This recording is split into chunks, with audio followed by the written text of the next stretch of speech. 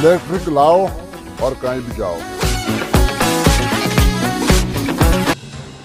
राष्ट्रीय लोकदल के नेता अनुपम मिश्रा जी की उपस्थिति में किसान कल्याण फाउंडेशन के द्वारा किसान प्रतिभा सम्मान एवं नारी प्रतिभा रत्न सम्मान वृंदावन हाल में संपन्न हुआ।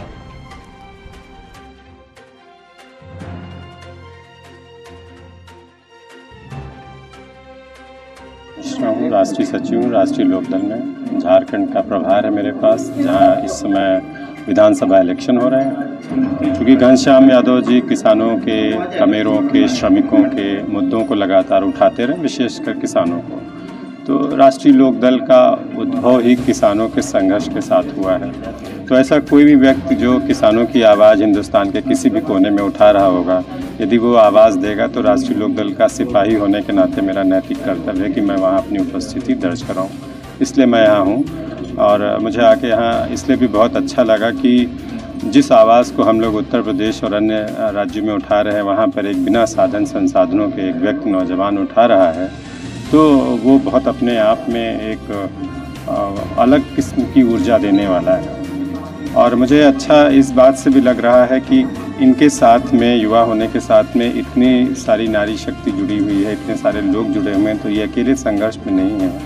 क्योंकि संघर्ष में अक्सर इंसान अकेला होता है, तो इनकी विजय तो तय है कि जब संघर्ष में इनके साथ इतने लोग हैं तो आगे बढ़ेंगे। दूसरा, हम एज ए राजनीतिक दल भी इस बात पे नज़र रखे हुए हैं कि कौन कौन से ऐसे राज्य हैं जहाँ पर मूलभूत समस्याएं अब तक वैसी ही बनी हुई हैं। छत्तीसगढ़ हो, बिहार हो, झारखंड हो, इन सब में एक कमोवेश एक स्थिति दिख रही है कि इनका जो विभाजन हुआ, जो इनका निर्माण जब हुआ, तो इस बात के साथ हुआ था कि इनमें विकास होगा, स्वास्थ्य सुविधाएं बेहतर होंगी, भ्रष्टाचार से भी निजात मिलेगी, सड़कें बेहतर होंगी, लोगों के जीवन में उत्थान होगा, प्रगति होगी।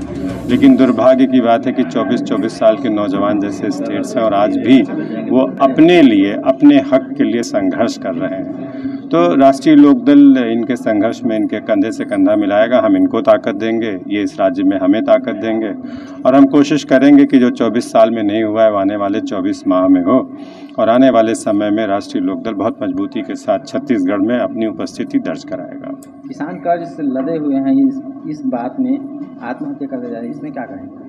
इसमें कुछ कहने का नहीं, तो डूब मरने की बात है। शर्म से इंसान को डूब मरना चाहिए, सरकारों को, व्यवस्थाओं को। मैं तो ये कहता हूँ कि धरती पर एक आदमी भी यदि भूखा सोता है तो इस देश को 100 बार नष्ट कर देना चाहिए। तो किसान कर्ज में दबा हुआ है, क्या सबको समझ में नहीं आता है? व्यवस्थाएं ऐसी, नीतियों का क्रियान्वयन नहीं हो रहा सही से। जिस दिन सरकारी नीतियों में कमी नहीं है, उनके क्रियान्वयन में कमी है। जिस दिन क्रियान्वयन ठीक तरीके से होने लगेगा, उस दिन ना कोई कर्ज के नीचे दबेगा और ना कोई आत्महत्या होगी। इस पर तो आप बात करिए जो शासन में बैठे हुए, हम तो ऊपर से कर ही रहे हैं। इनको समझ में आना चाहिए कि आप किसान का हक मार रहे हैं। कैसे, हमें तो यही समझ में आता है कि इन नीति नियंताओं के हलक से नीचे निवाला जाता कैसे है। जिसकी बदौलत आप खाते पीते आप वही कर रहे हैं। तो ये पूरी व्यवस्था पे सवाल है। और मुझे लगता है कि हम लोग छत्तीसगढ़ की समस्या है नहीं, ये राज्य में जहाँ जहाँ समस्या है वहाँ जाएंगे, इन विषयों को उठाएंगे। और मुझे लगता है कि बहुत अच्छी बात यह है कि आप, और इनका निराकरण यदि अभी नहीं हुआ तो कब होगा? हमारी सहभागिता है केंद्र सरकार में, किसानों से जुड़े हर मुद्दे पर हम मुखर हैं और हम उस पर बात कर रहे हैं, चाहे वो उत्तर प्रदेश के किसानों की समस्याएं हो या अन्य राज्यों की हैं। तो हम उस पर मुखर हैं, हम उस पर ये कोई कंप्रोमाइज़ नहीं कर सकते। ये समस्या यहाँ की इसलिए नहीं उठाएंगे, वो समस्या वहाँ की इसलिए वहाँ उठाएंगे, ऐसा नहीं। मिश्रा जी एक बात बताएंगे, रहेगा इसके बारे में क्या कहना चाहेंगे? नहीं, गलत है। अगर किसी भी किसान को कहीं से भी उजाड़ा जा रहा, उद्योग कभी भी, कोई भी विकास या उद्योग मूलभूत चीज़ों को उखाड़ कर नहीं हो सकता है। मैं सरकार से, प्रदेश की सरकार से, आपके छत्तीसगढ़ की इस रायपुर की धरती से कहूँगा, यदि ऐसा है तो शासन और प्रशासन को इस पर तत्काल कार्रवाई करनी चाहिए। मैं भी घनश्याम जी से पूछता हूँ, अगर होगा तो इनको ज्ञापन दे करके राज्यपाल सरकार की बात संज्ञान में लाना चाहिए और इसको रोकना चाहिए। अगर वो आंदोलन की स्थिति होगी तो हम लोग भी उसके साथ खड़े होंगे। अरे सिंह साहब ने वो बात उठाई, मैंने 2008 में उठाई थी। किसानों की समस्याओं का समाधान उस दिन सुनिश्चित है जिस दिन किसानों को अपनी फसल की कीमत तय करने का अधिकार मिल जाएगा। जिस दिन ऐसा हो जाएगा उस दिन किसानों का जीवन परिवर्तित हो जाएगा।